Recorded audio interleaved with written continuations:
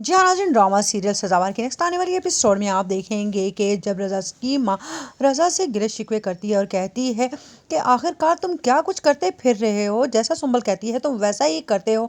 तुम्हें अगर उसकी अम्मी की तरफ जाना ही था या तुम चले ही गए थे तो मुझे बता देते, कम से कम मेरी नींद तो ख़राब ना होती। मैं कितनी परेशान थी तुम दोनों को लेकर। जिस पर रज़ा कहेगा, अम्मी आपके साथ क्या मसला है? पहले आप चाहती थी कि मैं शादी कर लूँ और अब आप चाहती हैं कि मैं अपनी मर्ज़ी से या अपनी बीवी की मर्ज़ी से ज़िंदगी भी ना गुजारूँ। जिस पर रज़ा की माँ को बहुत हैरत होती है कि आखिरकार रज़ा ये किस तरह का हो गया है। ये बिल्कुल भी पहले ऐसा नहीं था, इतना ज़्यादा खामोश रहता है और जैसा सुंबल कहती है वैसा ही करता है। इसी घर में और किसी की तो कोई फिक्र ही नहीं रही। इधर रज़ा की माँ जब मदीहा से कहती है कि मदीहा तुमने ये क्या अपने गले में ढोल डाल लिया है, सुंबल मुझे बहुत ज़्यादा चालाक लग रही है। वो रज़ा को अपने इशारों पर नचा रही है। जिस पर मदीहा कहती है, नहीं अम्मी आपको गलतफहमी हो रही है, सुंबल ऐसी हरगिज़ नहीं है।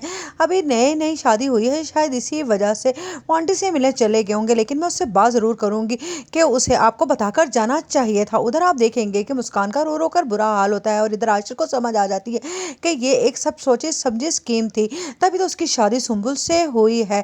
मदीहा ने अपनी बेइज्जती का बदला भी ले लिया और सुंबल को भी रज़ा से शादी करवाकर अपने घर ले आई। जो वो कहती है वही होता है उनके घर में। मेरी बहन बेचारी बस इन लोगों की वजह से आज तक स्ट्रगल कर रही है और फंस चुकी है बहुत बुरी तरह से। वो रज़ा को बोलना ही नहीं चाहती। आखिरकार ये कब तक चलेगा? क्या उसे अम्मी से बात करनी चाहिए? उधर आप देखेंगे कि जब मुस्कान की माँ मुस्कान से कहती है, देखो ना रज़ा भी अपनी ज़िंदगी में बढ़ गया है, तुम भी अपनी नौकरी वोकरी छोड़ो और अपने बारे में सोचो। मैं तो तुम्हारे लिए रिश्ते तलाश करने की बात करती हूँ तुम्हारे अबू से। उधर आप देखेंगे कि जब जावियार की माँ जावियार से कहती है, शादी तो तुम्हारी मेरी पसंद की लड़की से ही होगी, तुम्हारी दादी चाहती हैं कि तुम्हारी पसंद की लड़की से हो, लेकिन ऐसा कुछ नहीं होगा। मैंने जो लड़की तुम्हारे लिए पसंद की है वो काफ़ी